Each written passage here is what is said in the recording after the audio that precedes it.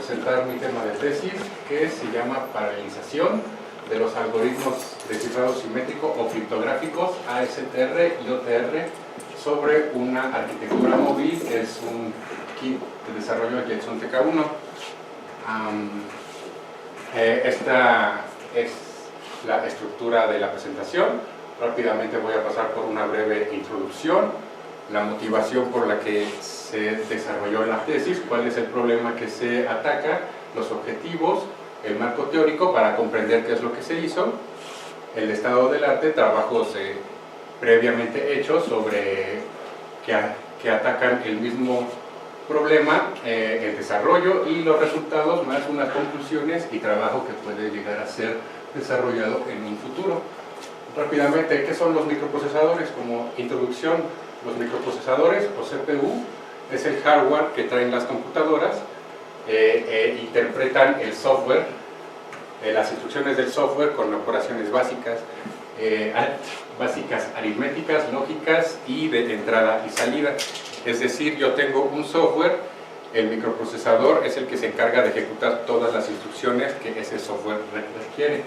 Y ahora lo que se busca en este desarrollo de microprocesadores es que brinden un bajo consumo energético, que provean un alto rendimiento computacional, y varios microprocesadores ya traen distintos núcleos, lo que son los microprocesadores multinúcleo o multicore del inglés. Ahora, las tarjetas gráficas o GPUs son los circuitos electrónicos con que acceden y manipulan rápidamente memorias dentro de ellas mismas. En el desarrollo, las industrias proveen herramientas para desarrollar software dentro de estas mismas tarjetas, como es el caso de CUDA en las tarjetas de NVIDIA.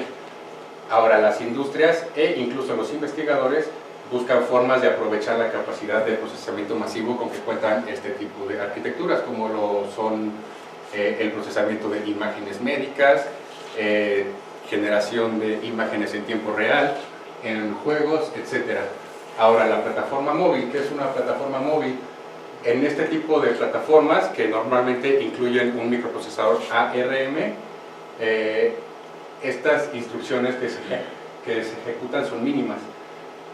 Es decir, en comparación con los dispositivos ordinarios, como por ejemplo el de las laptops o dispositivos de escritorio, ganan eficiencia con respecto al consumo energético, o sea, consumen menos batería que por ejemplo esta laptop y son más baratas. Y por último, como introducción, la seguridad. Con la evolución del internet y tantas conexiones que existen y transferencia de información, muchas áreas necesitan garantizar la seguridad de sus datos, como por ejemplo bancos, transacciones bancarias en internet, etcétera, o comercios. Los servidores utilizados mantienen una gran cantidad de conexiones en paralelo, es decir, simultáneas, todas al mismo tiempo. Y al hacer esto deben de asegurar calidad óptima, es decir, que las transacciones se hagan prácticamente en tiempo real, que los usuarios no se desesperen al dar un clic y se quede el sistema pasmado. Ahora, estos servidores se equipan con múltiples CPUs, pero desafortunadamente este costo es muy elevado. Ahora, la motivación. Los sistemas computacionales de hoy en día están pasando de realizar procesamiento solamente en un CPU a realizar procesamiento entre la CPU y entre la GPU. Es decir, se proveen y además se proveen ya un tipo de herramientas para esto. Ahora, la problemática en el desarrollo de los CPUs, cuando se cuenta con un CPU multicore o multinúcleo, es que entre los dos núcleos o los hilos que se lleguen a generar en el software deben compartir información, deben llevar a cabo sincronizaciones para no hacer malos manejos de memoria o corromper los datos. Y ahora la problemática en la GPU es aún peor, porque existe una gran variedad de GPUs. Al trabajar sobre la GPU debo transmitir datos del CPU hacia la GPU. Al procesar los datos tengo que regresarlos a la CPU, entonces esa es la latencia en transferencia de datos. las memorias en las GPUs son más limitadas. Y ahora existen arquitecturas especializadas en diferentes áreas, como por ejemplo, en el caso de esta tesis, la criptografía, como puede ser los microprocesadores de Intel, que cuentan con instrucciones llamadas AES-NI, o los procesadores ARM, que cuentan con instrucciones Neon, que son instrucciones especiales para criptografía. Ahora, ¿qué es la criptografía? De acuerdo al libro del profesor Enríquez, es la disciplina que estudia las técnicas matemáticas relacionadas a la seguridad de la información, tal que es capaz de proveer servicios de seguridad como confidencialidad, integridad de datos, autenticación y no repudio. Y pues una vez más, con el auge del Internet, se ha convertido en un tema de gran interés para los usuarios comunes, es decir, ellos se preguntan si mis datos son seguros, si los transfiero, si transfiero una foto por WhatsApp, un video, etc. Y entonces para eso mismo se desarrollan las extensiones de hardware, lo que es la SNI en Intel y las Neon en ARM. Ahora, planteamiento del problema. Día a día en este tipo de dispositivos móviles e incluso de escritorio se generan grandes cantidades de datos y toda esta se genera en dispositivos móviles, laptops, smartphones o tablets, o si son agencias gubernamentales o gobiernos o instituciones muy avanzadas, drones espía que se encargan de estar grabando videos en tiempo real, procesarlos de cierta forma y transferirlos. Y bueno, eso lleva muchas operaciones y es un poco costoso, pero entonces para lograr que este tipo de datos sean visualizados solamente por usuarios autorizados, por ejemplo la agencia la transfiere a otra parte de la agencia, a otro edificio, por ejemplo, se debe proteger como cifrando el contenido original, es decir, modificando sus datos. Pero a su vez, cuando se recibe la información que está cifrada, esta debe regresarse a su estado original para que pueda ser legible. Y ahora el algoritmo criptográfico de llave simétrica, que es el de mayor uso a nivel mundial, es el estándar de descifrado avanzado, que viene del inglés, Advanced Encryption Standard, AES, y sus siglas son AES. Y este es muy popular porque es fácil de implementar en arquitecturas muy básicas, como una FPGA, por ejemplo. Proporciona la seguridad suficiente en cualquier sistema.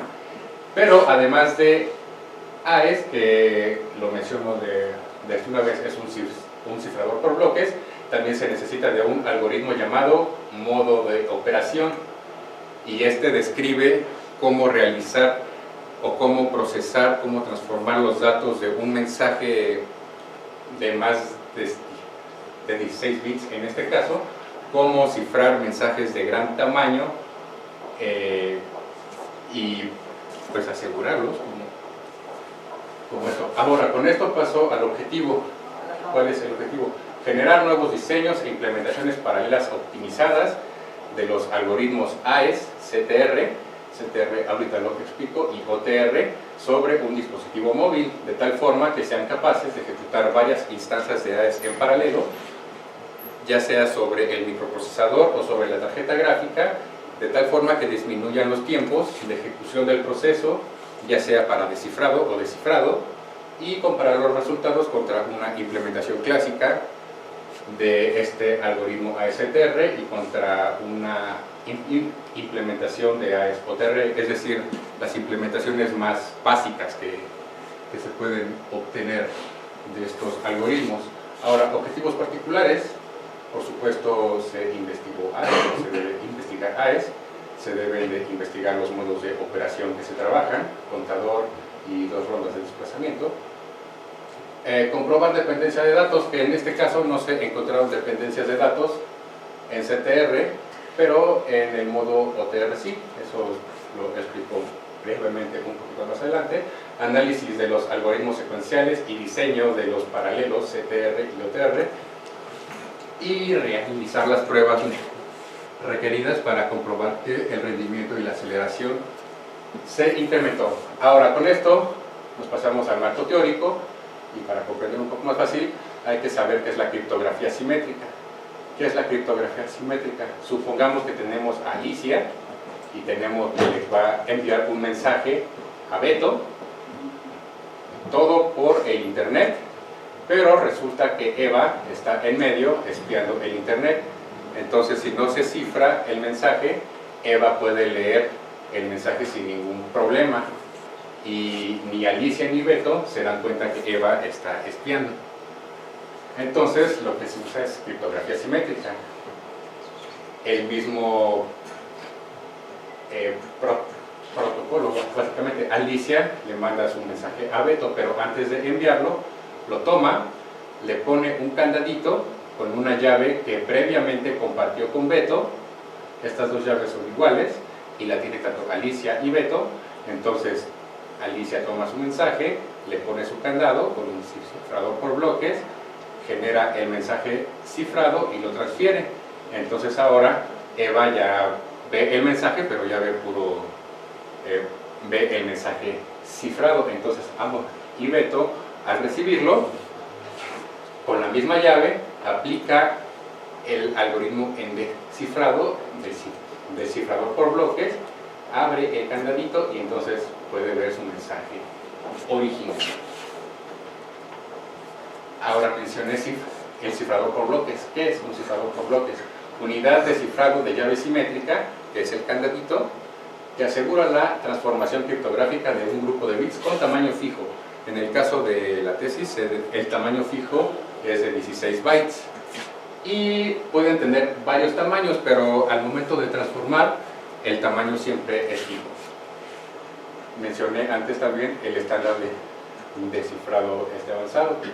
Ese algoritmo criptográfico de llave simétrica, como se mencionó ahorita, que se utiliza para proteger todo tipo de datos electrónicos. En el cifrado, transforma los datos originales o datos en claro o mensaje en claro a una forma ilegible, que es el mensaje cifrado o datos cifrados.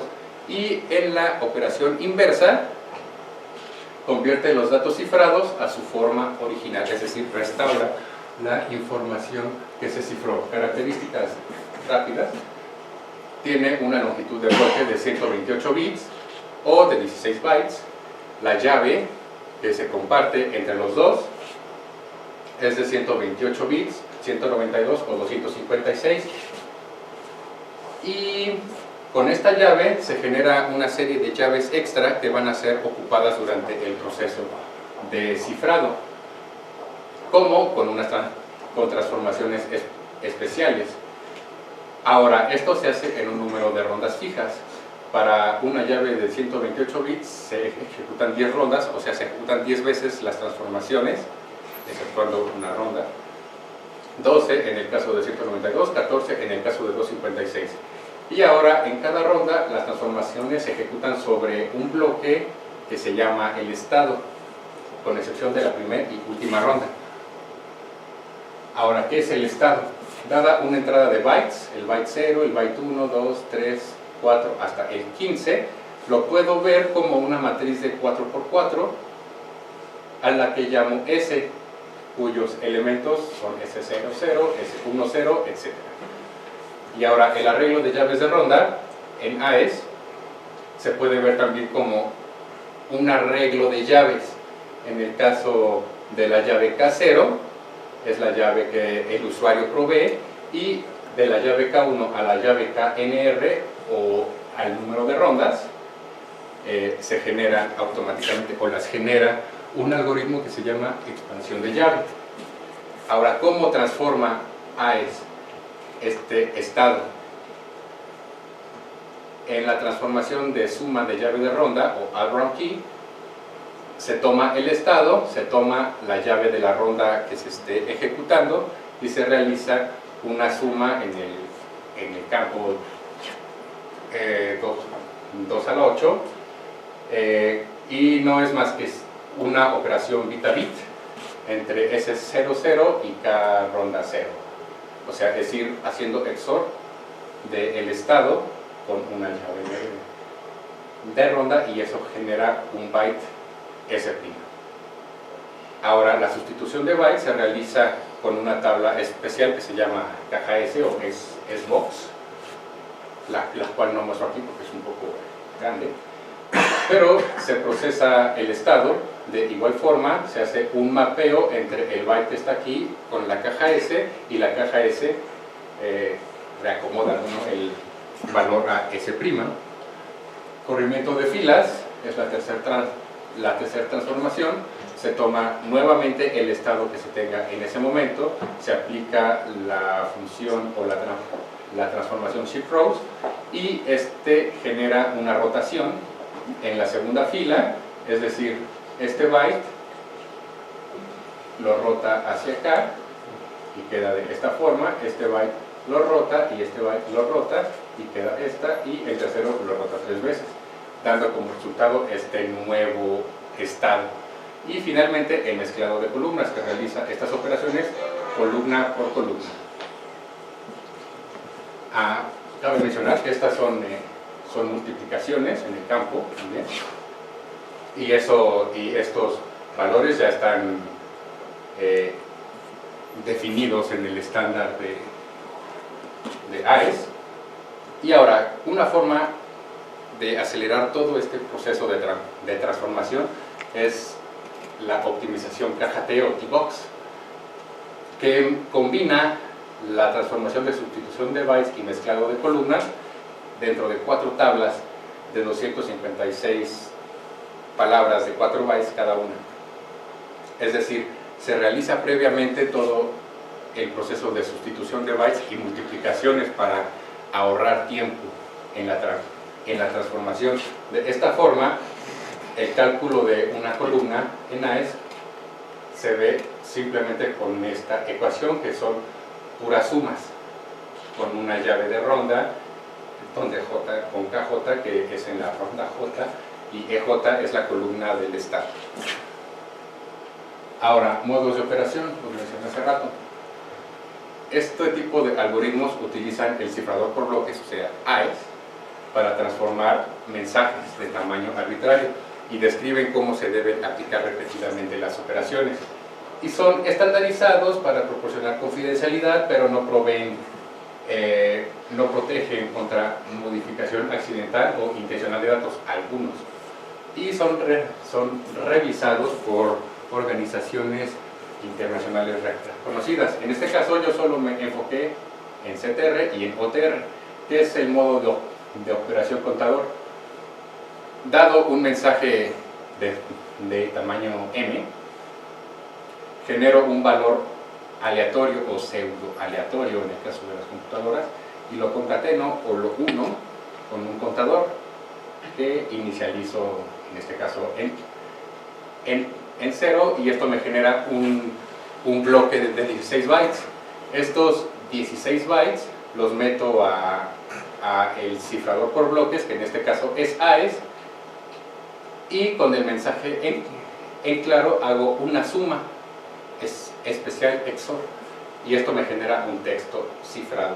Entonces, para el siguiente bloque aumento mi contador, vuelvo a concatenar y realizo el mismo proceso hasta que procese todos los bloques del mensaje. Muestro sus respectivas ecuaciones. En este caso, n es el valor aleatorio, CTR sub índice i es el valor del contador, CI es el texto cifrado y PI es el texto en claro. Ahora, en este cabe mencionar que no se ve dependencia de datos, es decir, yo puedo procesar un bloque o generar un texto cifrado sin depender de lo que hagan el resto de los bloques. Ahora, los anteriores. ¿Perdón? Sin depender de lo que hagan los anteriores. De los anteriores. Es la dependencia. Y ahora, en el modo de operación, 2 rondas de desplazamiento, del inglés offset to rounds o OTR, es un poco más complicado. Pero a diferencia del modo contador, este modo de operación provee también autenticación de datos. Entonces, ¿cómo realiza la transformación de un mensaje este modo de operación? dado un texto en claro 1 con un texto en claro 2, voy a generar una ligera dependencia de datos entre estos dos bloques, entre pares de bloques, a lo que llamé particiones de dos bloques. Realizo una suma con un doblado de L o con una variable L, que es en un formato especial. Este formato está especificado en el documento de OTR. Lo cifro, hago una operación XOR con el segundo texto en claro y eso me genera mi texto cifrado 1. Ahora, para el texto cifrado 2, tomo el mensaje en claro 1 y hago una suma entre el texto cifrado 1 más una adición de un triplicado de las máscaras. Estas máscaras ahorita las explico un poco más a detalle.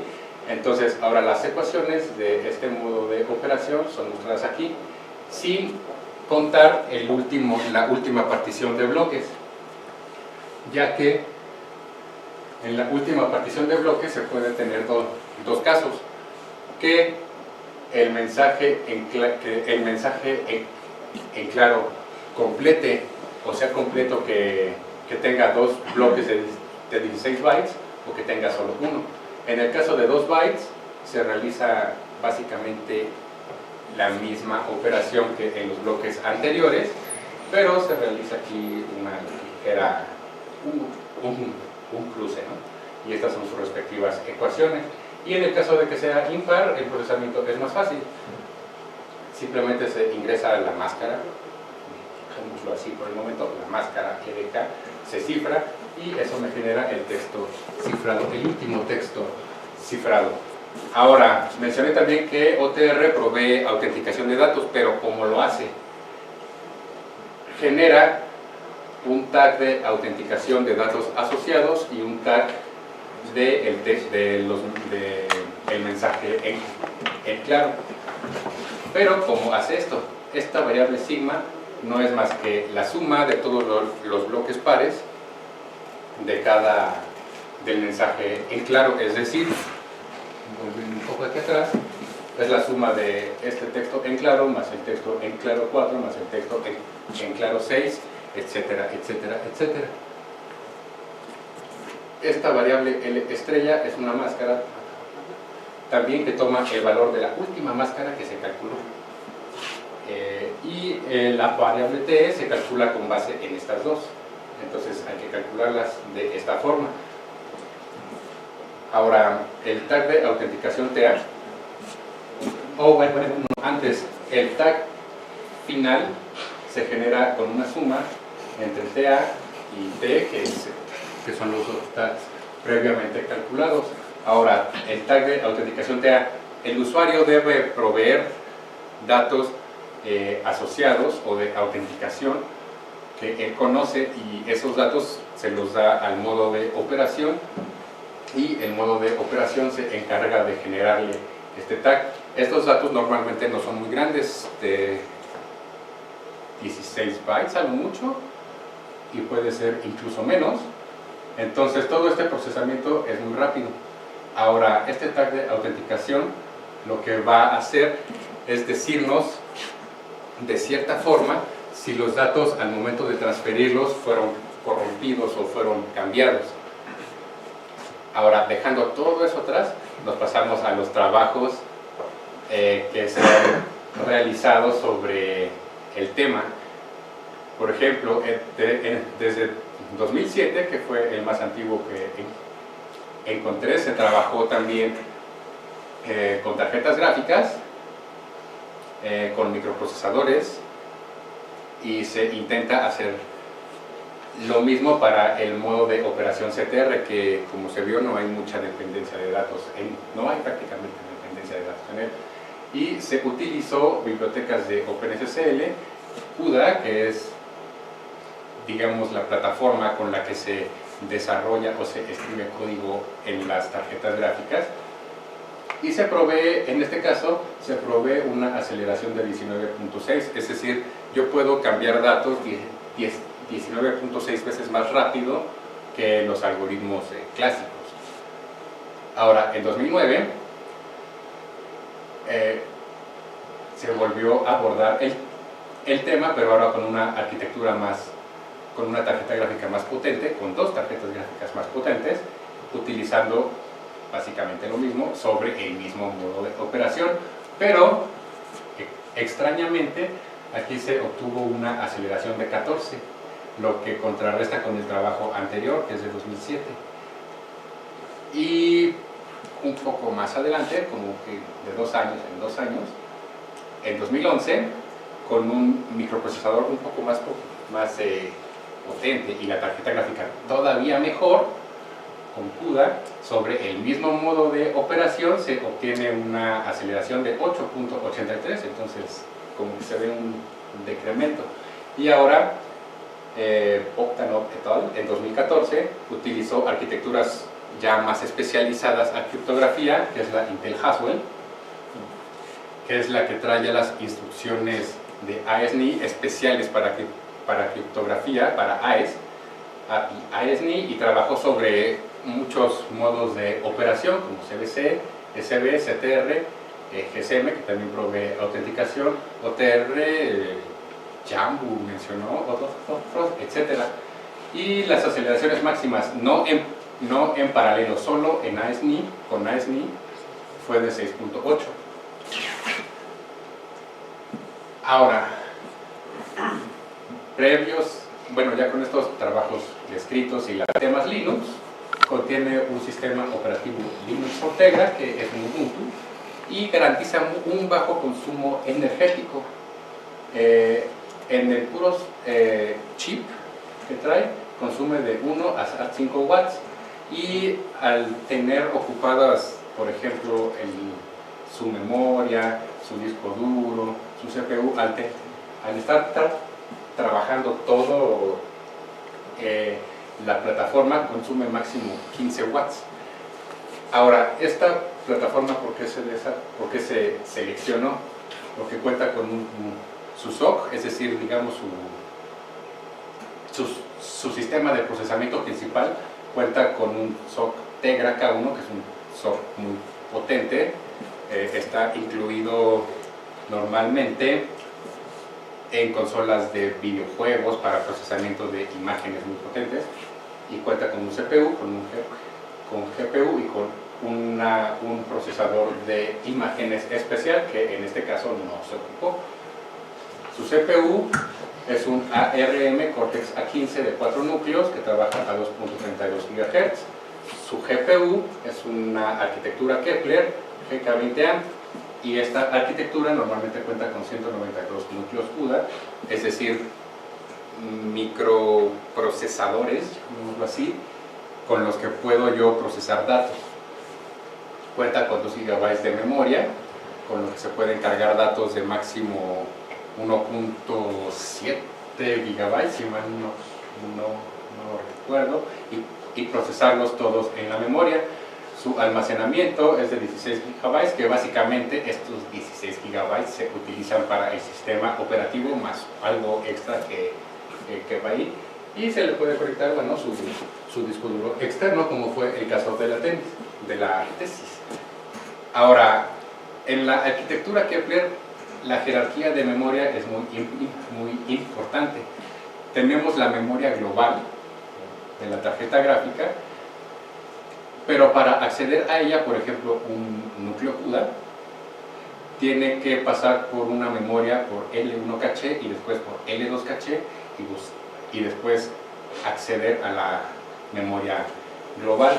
Pero como extra, para que sea mucho más rápido todo este acceso a variables, constantes, etc., tiene una memoria de solo lectura, que es para almacenar variables que no cambian, por ejemplo el valor de pi, si se usa, 3.141592, etc. O memoria, y aparte tiene su memoria compartida, que es memoria que se comparte entre los distintos núcleos.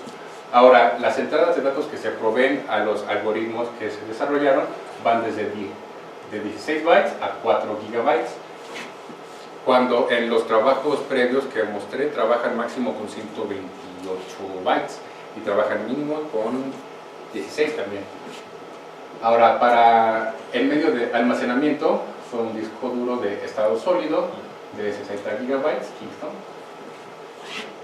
Los tiempos para calcular qué tan paralelo es un programa de otro, se calculó tiempo de carga o descarga de CPU a GPU o viceversa, el tiempo secuencial del algoritmo, que básicamente en el trabajo es la expansión de llaves en el algoritmo AES, es decir, generar todo el arreglo de llaves, generar un vector de inicialización generar el valor aleatorio que se mostró en las diapositivas previas, el tiempo paralelo, que es el tiempo que tardo en cifrar todo el mensaje con distintos microprocesadores, y el tiempo de generación de la etiqueta de autenticación. Este último es solo para el algoritmo de 2 rondas de desplazamiento. Ahora, AES-OTR, durante este desarrollo se vio que provee confidencialidad y autenticación de datos tal como se especifica. Pero la dependencia de datos en los doblados de la máscara L impide que el algoritmo se pueda optimizar eficientemente. Es decir, yo tengo inicialmente mi máscara L, que la uso para enmascarar los datos previos al cifrado. Entonces, esta máscara es un bloque de 16 bytes. Se acopla a mi estado. Pero no puedo utilizar la misma máscara para cifrar los mismos datos o para enmascarar dos distintos mensajes. Entonces lo que hago es hacer un doblado, es decir, si tengo un byte 1 y lo doblo, me genera un byte 2, y si tengo un byte 2 con un marcador 2 y lo doblo, me genera un byte 4, lo doblo, me genera un byte 8, etcétera, etcétera. Entonces estos doblados no puedo generar el doblado 2 a la 10, por ejemplo 1024, sin calcular los previos. Entonces esta es la dependencia de datos que se encontró en el cálculo de este tipo de máscaras. Pero también nos dimos cuenta que se puede combinar de cierta forma con el modo contador. ¿Cómo? Cambiando esas máscaras por 2 máscaras especiales alfa y beta, que dada la máscara inicial, sumarle el contador para preservar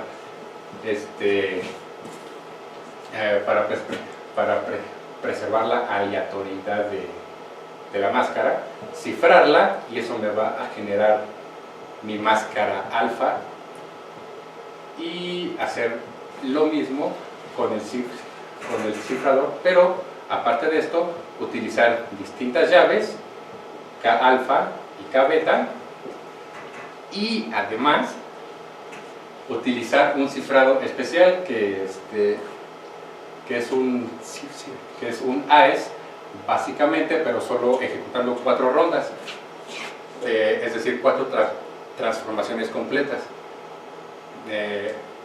Lo mismo para la máscara alfa 1, por ejemplo, incrementar el contador, cifrar con las mismas llaves, con el mismo cifrador por bloques de 4 rondas, y eso nos genera básicamente también las máscaras. Entonces con eso el nuevo OTR optimizado, se cambian las máscaras 2 a la IL por alfa 0, alfa 1, alfa 2, y entonces generar estas máscaras de esta forma ya no depende, por ejemplo, para generar esta máscara no dependo del valor de la máscara alfa 1 o beta 1 en el caso de beta 0.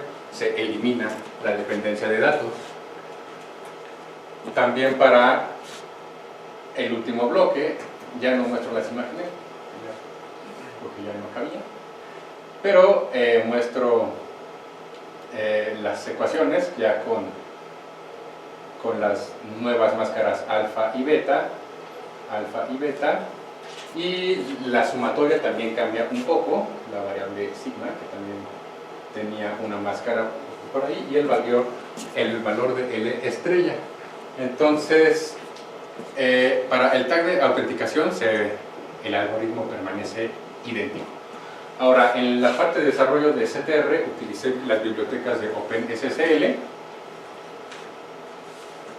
que incluyen esta función que se llama AES contador 128 cifrado, ¿no? La desventaja con esta función es que forza a utilizar la misma cantidad de datos que cifras, la tienes que copiar cifrada, entonces ocupa más memoria, y aparte que te genera el mismo arreglo de llavecitas, te lo genera una y otra vez cada que la invocas. Entonces eso se decidió quitar, y yo solo genero un arreglo de llaves, y bueno, ya simplemente accedo a él con los distintos hilos. Ahora, eso fue, este es el cifrador multinúcleo, ya es el que se diseñó. Se genera la expansión de llaves una sola vez, se genera el valor aleatorio solo una vez, y de la variable, las llaves, el valor aleatorio y el número de hilos o de microprocesadores que voy a utilizar en este caso. Dentro del bloque paralelo, lo único que hago es calcular el valor del contador, es decir, qué contador debo sumar o concatenar con mi valor n, con mi valor aleatorio, cifrarlo y entonces hacer la suma que me exigía el modo de operación, y con eso simplemente se cifra con CTR. Ahora, CUDA es básicamente lo mismo, solo que se especifica la cantidad de bloques y la cantidad de hilos que se van a utilizar, y se agregan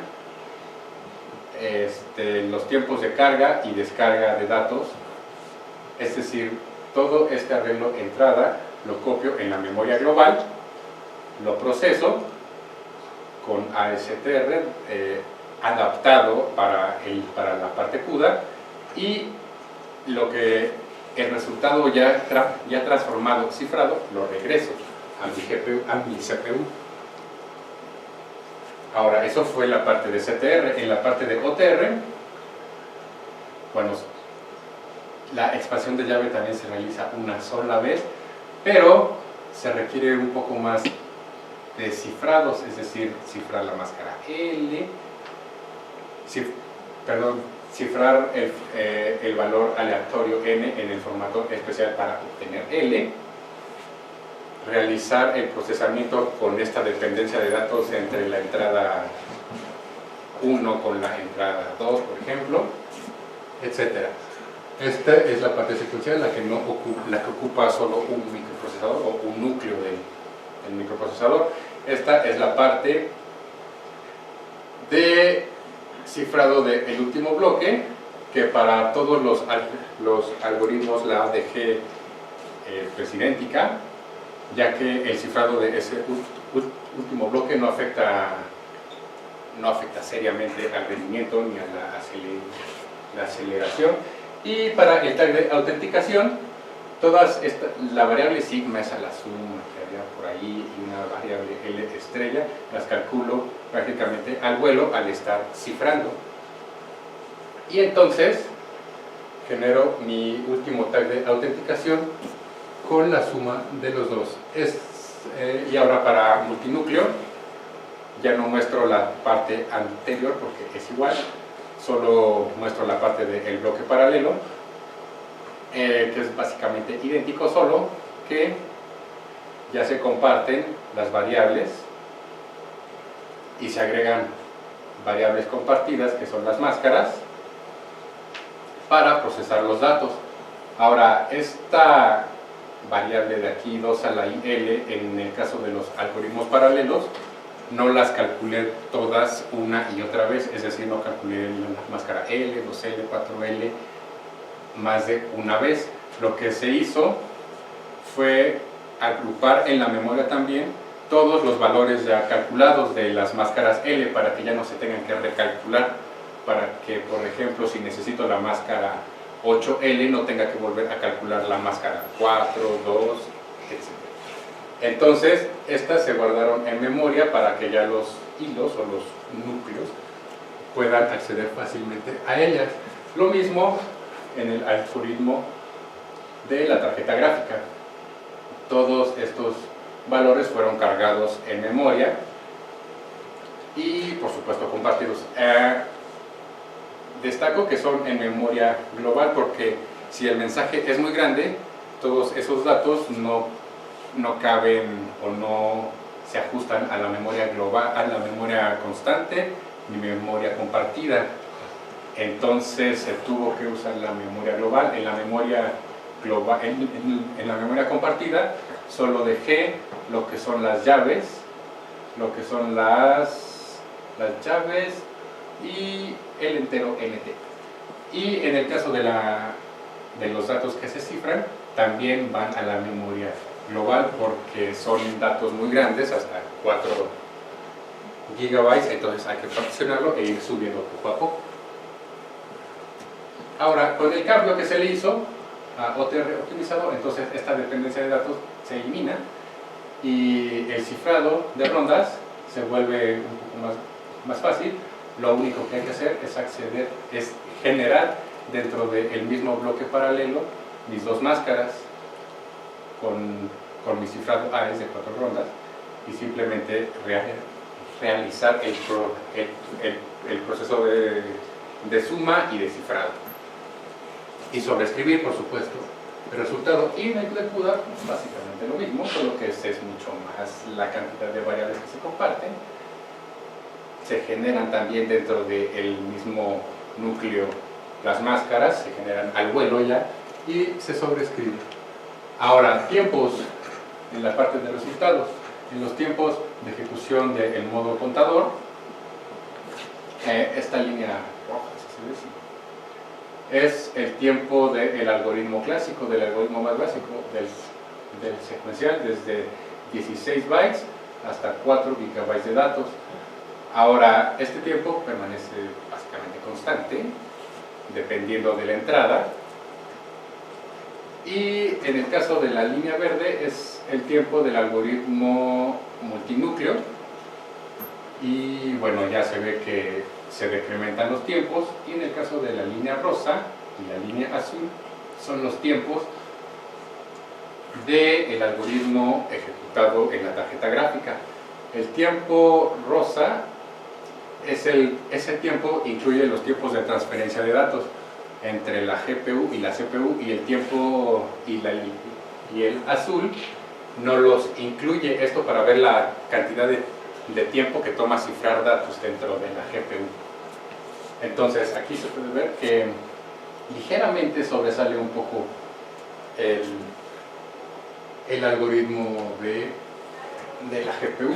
Ahora, en OTR esto ya no es tan satisfactorio por las dependencias de datos y por cargar más datos en memoria y acceder más a este tipo de memoria. El tiempo rojo, igual forma, es el algoritmo OTR secuencial, que se ve ligeramente acelerado. Entonces, aquí el tiempo verde, que es el de OMP, que no sobresale mucho, sí se llega a obtener ganancia, pero no mucha. Y los tiempos de la tarjeta gráfica, que son el amarillo, no sé muy bien, el rosa, azul y un agua marina que se ve por ahí.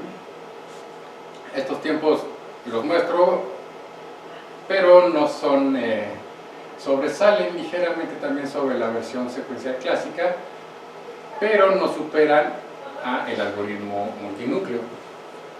Ahora, con el cambio que se hizo sobre el algoritmo de 2 rondas de desplazamiento, lo comparamos contra el algoritmo original, y entonces con el cambio que se hizo, la dependencia de datos se elimina, y entonces esto es un poco más fructífero en los tiempos de ejecución, y se ve que bajan un poco más el algoritmo, y entonces aquí la ejecución en GPU llega a igualar prácticamente a la ejecución en multinúcleo. Ahora, en cuestión de rendimientos, CTR llega a su pico máximo en 512 GB, después comienza a tambalear, pero el rendimiento que se gana es más elevado que el rendimiento del algoritmo secuencial. Con este cambio, ahora en OTR, esto no se ve tanto así. El rendimiento de las GPUs no sobresale tanto sobre el rendimiento del algoritmo secuencial, y el algoritmo multicore es el que sobresale un poco más sobre tanto GPU y secuencial. Y con el cambio, entonces, el rendimiento de la GPU puede sobresalir si se reducen los tiempos de la latencia en la transferencia de datos de GPU a CPU. Y bueno, los rendimientos se incrementan aún más comparados con el rendimiento de OTR original. Y bueno, aquí las comparaciones entre los algoritmos que se diseñaron. Muestro los tiempos originales que dio, los rendimientos, que en este caso el más elevado fue el de la tarjeta gráfica.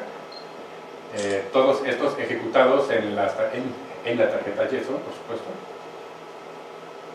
Y la aceleración que se obtuvo fue de 3.34. Ahora en OTR esto ya no se ve tan bueno. Por ejemplo, en CUDA se obtiene aceleración de 1.1 y entonces OMP lo supera hasta 2.32. Y con el cambio, entonces la aceleración de OMP se incrementa con respecto a su versión original, y también de 1.1 pasa a 2.2, o sea, al doble, básicamente. Ahora, además de esto, en las ejecuciones extra que se hicieron sobre el servidor del profesor Amilcar, se probaron los mismos algoritmos en el servidor dual Intel Xeon 6 Core y con la tarjeta Tesla C2070, con la entrada de 4 GB para poner